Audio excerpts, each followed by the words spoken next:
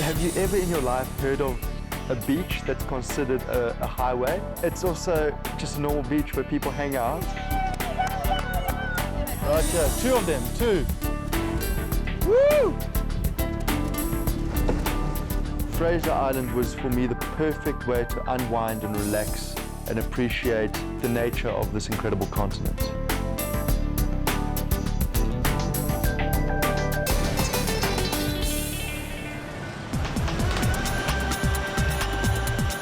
I had absolutely no expectations about India. New Delhi, Old Delhi, I've got no idea what to expect. I've landed in this place because Janez's favorite book is Shantaram, and I've got an idea that he's romanticized India. It was just one of those places I've always wanted to go to. You either love it or you hate it. We were greeted with this amazing Jag. I'm a great fan of classical cars, so I felt like the man. I was cruising around with my girl by my side. And the romance of it was just so appealing, especially when we rolled up in front of this beautiful colonial building, which was just luxury at its best. Thanks, Zoe. Oh, thank you so much. In 1936, this hotel was built to be the first of its type, and you can see it oozes class. There is so much history here. It is so fantastically charming, and there's also a huge contradiction between the crazy bustle outside and the extreme luxury in this hotel. Definitely my kind of place. I taught you well. Hey, good evening. Nice to have you guys with us. Jeannie. Please, let's go. This hotel really does have a timeless elegance about it. It is also because for the time it was built in 1931 as a hotel, it was opened in 1936. That's when the doors were opened. 5 years it took for the opening because it was with the colonial army and with the politicians of India. That's where they stayed. This hotel is like nothing I've seen before because it is pure class. It's this Art Deco building. It was actually built over 11 years, and it is kind of like a show-off piece to the Indian independence. This passage has got quite an impressive bit of art. Well, we have a collection of more than 4 lakh paintings. That's about 40 million paintings, and they're all original lithographs of the owner. They're all private collection. Over here, if you see, there are original oil paintings, which are of the Maharajas and the kings that we had in the earlier times. It was just this colonial palatial mansion, absolutely beautiful, and the art on the walls was spellbinding because it was art telling a story of what's happened in India, starting from the 14th century onwards. So you got a sense of being and a sense of history just walking through these long passages. Room 359. Are you ready for the best of the Imperial? Ladies first. Oh, wow. When it comes to opulence and splendor, I think you've always got to judge a room by its chandelier. It's got so much class. I mean, this is not your typical hotel room. You've got so much history here. Paintings, ornaments, chandeliers, Italian marble floors that extend all the way from this room into the bedroom and into the bathroom. And in fact, we would love to show you the pictures. However, it is illegal, basically, for us to zoom in on them or film them because we don't have copyright. The Imperial is just, it's a museum. It's a work of art. You go into your room and you don't see jacuzzis and electric windows and fancy things. It really is like walking into a living museum. Oh, wow. In fact, a bedroom fit for royalty. The Clintons have stayed here, Bill and Hillary, as well as Gandhi. And it is spectacular. They've got rosewood panelings on the walls, and all of the ball and claw furniture is Burmese teak. That's enough airtime. Come check this out. No costs were spared when it comes to the Imperial. You have marble, Italian marble from top to bottom, gold-leafed mirrors on both sides. His, hers, masculine wardrobe, and my favorite, a Roman bath. Some of the most important decisions in India's history have taken place in this hotel, and who knows, some of them might have been thought of while taking a bath.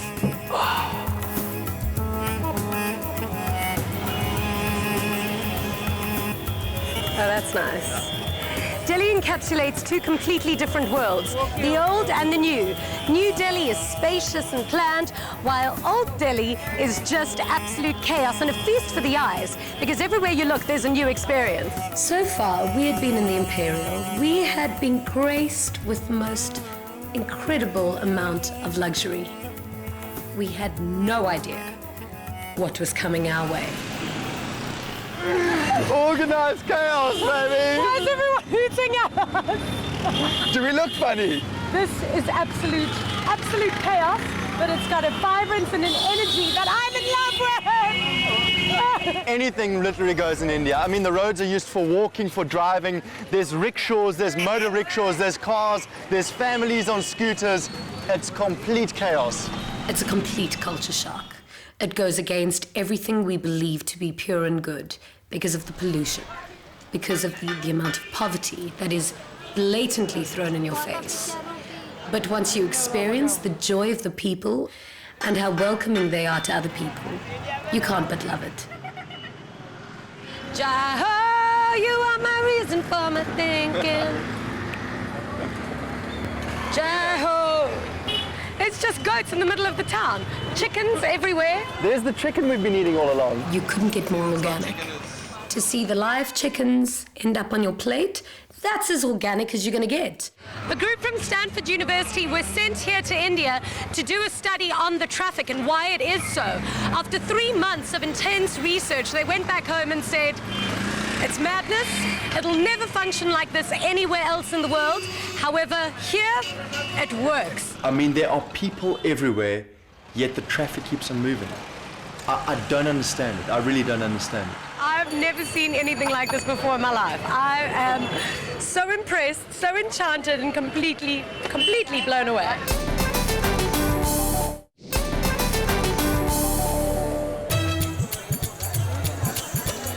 India really is a country of diversities, you know, the cultures and the people and the poverty. Is this where everyone comes shopping? Oh, this is a shop for the rich, the poor, for everybody. But the trading here is very specific. I think a lot of the artisans have probably been doing this all their lives. Yes, and through generations as well. So they've learned the tricks of the trade, whether it is, selling rope or hardware, or whether it's selling flowers, or for that matter, selling chilies, 7 chilies and a lemon. 7 chilies and a lemon. Janez has a penchant for chili, Oh, but right. I don't think he can eat all of that. No, you don't have to do it in one shot. You actually keep it somewhere to ward away evil spirits. I don't understand one thing, because everywhere we go, we just hear hooting, hooting, hooting. Yeah. What is that all about? Well, hooting is a way of telling the other person that, look, I'm here as well. It's like saying hello. Sometimes you find it twice or thrice on the hoot. So it's TDD, which means, can I go? The thing about India is there's no personal space. There's never personal space. People are everywhere. It's chaos, it's bustle, there's people everywhere. I don't know where to go, I don't know where to walk. There's just stuff on the ground, there's litter everywhere. There's cows running past me, there's monkeys jumping over me. It is madness. It's so intense. Everyone's so understanding. I don't get that. Yeah. In Western countries, people would get aggressive if you bump into each other. But in India, you just smile it off. Yes, but the reason is also because we learn to live with one another, and we also realize that actually life is interdependent, you see? Now, the rickshaw driver is as important as the sweet maker, and as important as the lady selling the fruits. Do you know this fruit, by the way? This one. I've never seen this fruit before. Have you? No. But this is one of the most interesting fruits. When the British saw it, they said, what could this be? And so, lo and behold, it opens up to give you something. It looks like garlic cloves. Would you like to taste one of them? I will. Go ahead. You have to eat the flesh, and you got to spit out the seed. Oh, do you? I ate everything. But the British called it the custard apple. Tastes a bit like custard. Because, yeah. And you got to throw the seed out. This is delicious. Really it tastes good. like lychee, and it does have that custard flavor. This is probably the most festive street I've ever seen in my life. Well, it's the most festive street of all of New Delhi and Old Delhi put together. So it's the place where you come when you want to get things to decorate your home.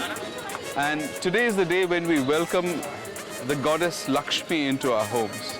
And she will only come to the most gaily decorated home. So this is where you come to get all the goodies. Look at this. This is what you need to have in front of your home.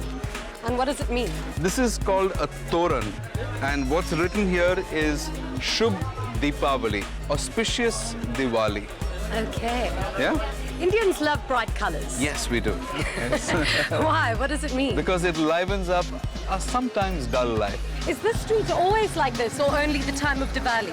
Well, for most of the time it's colorful and it's bright, but it's even more when it's the festival of Diwali, or for that matter, the festival of Eid, which is the Muslim joyous occasion. Now, Diwali is the festival of light. So what does that mean for all of these people living in Delhi? It's a time when you decorate your home, you burst firecrackers, because even that's a way of, it's like a horn, you know. Is it bringing light into your life, or what does the goddess mean to the people? What does she do? She brings wealth to you. She brings wealth. Happy Diwali, my friend. I'm Thank you so celebrating much. this too. Ravi was the most fantastic guide, and there's so many people in India, but he seemed to know everyone. I mean, we were walking past restaurants and shops and beggars, and he was having full-on conversations with them. And he convinced me, he said, Janez, if there's one thing you have to do, it's eat the street food in India. It really does awaken the senses walking around in the streets here. All the aromas are so fresh and so good. That's because you're in the street with the spicy bread. Everything that you can imagine is cut up there, and he rolls it into the bread there, and it's done on a high flame here on the griddle. And is this called street food? Certainly, straight off the street. I eat everything. Look, there's no lie in the fact that I love food. Street food, however, no, I'm not going to eat it. Half the street was sitting in the restaurant. Everyone was having a good time. They were eating the food. It smelled good. It looked good. Yeah, rag de bus. Okay, here we go. So what is the tradition of eating in India? Well, the tradition is that it's a balanced meal. So you have some amount of greens. The mint gives you a tangy flavor in your mouth. That's the banana sauce. And then you have a combination of other vegetables which are in season. You have some protein, which is your lentils, which are mixed in. So this is a complete meal by itself. We always eat with our right hand. Okay. And we use the left hand to guide yourself. Okay. So would you like to start? Yes. So you take a little piece of the bread. With one hand. Yes. This is a lot more difficult than what it looks. Okay. Breaking bread with one hand. One hand. There you go with one hand. Then you choose the sauce that you want. It's simple food made on the street, and it tasted so good. It was probably one of the best meals I've had in a very long time. Janez is ultimately my hero because I can dare him to do anything. He'll do it. He ate the street food. That man must have an iron stomach.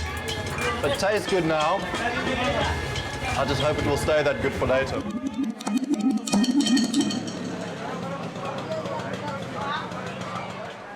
Oh, we simply must go into a sari shop. I absolutely love them.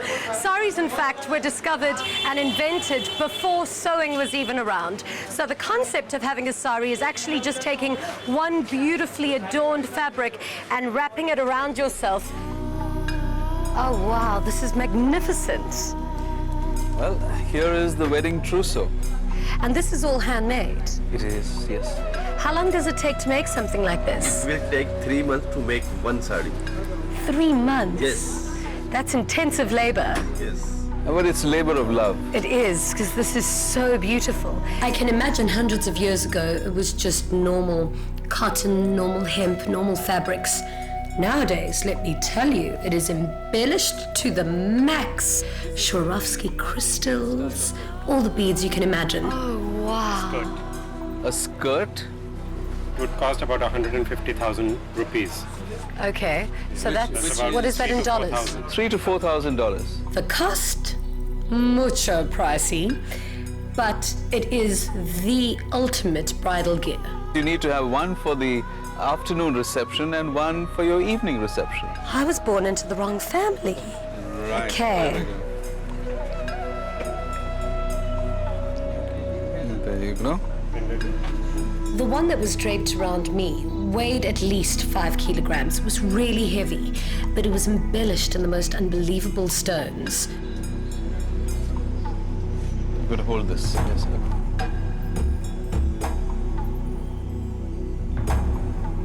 I'm ready to get hitched. Oh, so we better start looking around, you know? Parante Wali Gali, that's the right place. This is beautiful.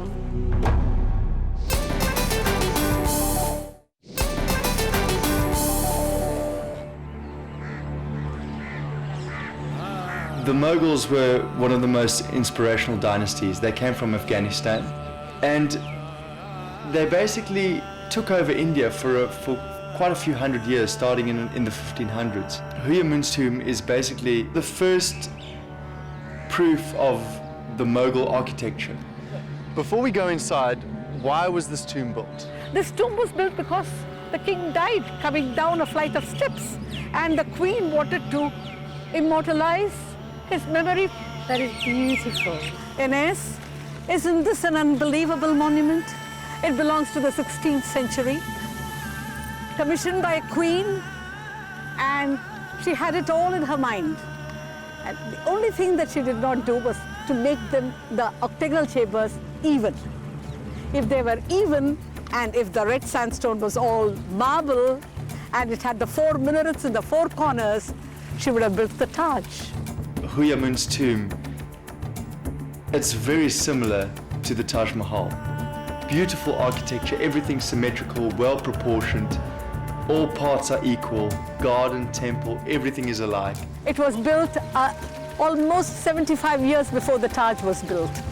Almost 1556 to 1564. And this was the Tomb of Humayun. The word Humayun means very lucky, very fortunate. No one was more unlucky than him. While coming down a flight of steps, he slipped, he fell, and he died. And he was buried here by his queen. It was all very grand and almost a very vulgar display of wealth, because all of the money at that time was going to the development and the creation of these incredible buildings, where not much of it was going to the people. It's mind-boggling, but it almost describes the thought pattern of the people of those days, who believed the grander the tomb, the better your afterlife. I think the thing about the Mughals is they loved showing off their power. It was all about showing off power and controlling a city and structuring it, which is completely different to what India is these days. It's amazing if you think of the architecture that was actually done in those days. Because the Mughals ruled from about the 15th century to the 17th century, and they came from Genghis Khan's era and also from the Turkish side. And the reason they were so strong and they ruled so vastly was because all the states within their territories were so disjointed. We went at the best time of day to view the Humayun's tomb because it was late afternoon, and that is the perfect time because it's as the light kisses that red sandstone, so it gives it a beautiful rich color, and you can see all of the dynamics of the building. And it's unbelievable to think of the intensity and the meticulousness of the architecture of that time. They certainly don't make buildings like they used to. Now, this tomb that we're seeing is actually a replica of the original, and because of political reasons and reasons of theft, the original is actually buried way below this heavy stone, because way back then they were actually buried and embellished with precious stones, obviously giving them a lot of value and a very, very wonderful afterlife.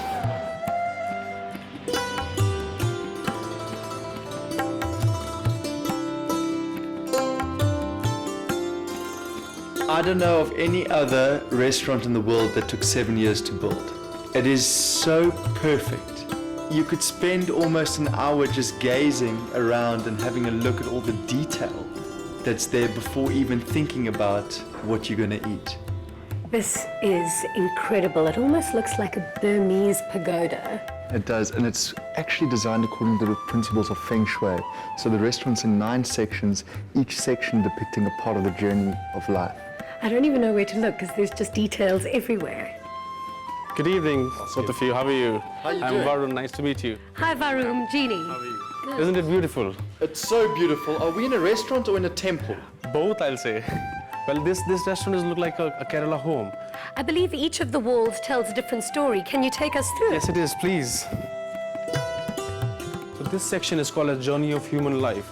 It's divided into 3 different parts, which is Artha, Kama and Moksha. Artha means festival part of human life. If you see this painting, it's people celebrating the festivals of South India. Then the middle beam shows you 68 different poses of Kama Sutra. I really do like this celebration of life. I've always told Jeannie to buy a book on the Kama Sutra, and it was all there. I got stuck in number 3. I'm an amateur. I don't know why you didn't try and pull off number 4. So this is our next section, which is called as Fate and Fortune. Everybody has a fate and fortune, and somebody has good and somebody has bad. If you see this wall, this is called as Fate and Fortune wall. It took around about 6 months to build this. Why? Because every block has a different from the other. That means my fate and fortune is different from yours. Most of them are fixed. Some are movable. That means by your hard work and meditation, you can change your fate and fortune, and you can earn some good money.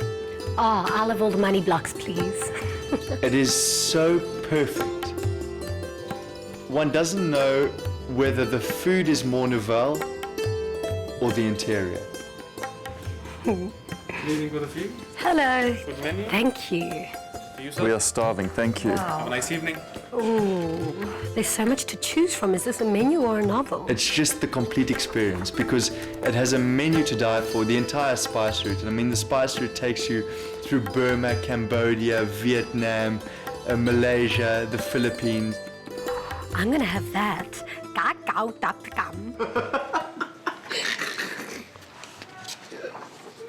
I didn't know you were fluent in Thai. I may not be able to count. Ni hao, wo ai ni schweigen.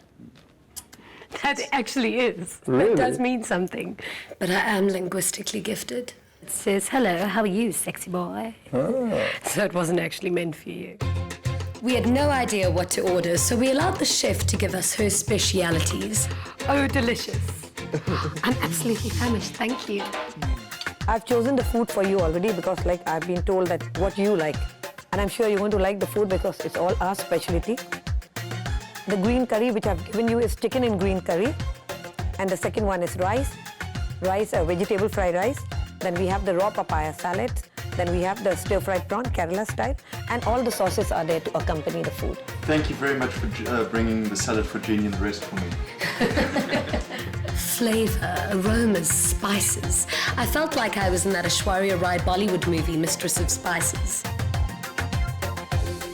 Yummy. If you go to India, don't expect anything. Go there with an open mind. But trust me, you'll leave with something. As they say, you either love it or you hate it. I'm a lover. The city actually has 7 cities within it, which equals to 214 villages. It's completely intimidating because there's just people everywhere. I mean, just us being here with the camera, we've drawn a crowd. We love Delhi. They think we're Bollywood stars. I walked out, my pads on, my helmet on. We don't even She's a Bollywood actress. Sorry guys, we'll shop later, Okay, this place is complete chaos.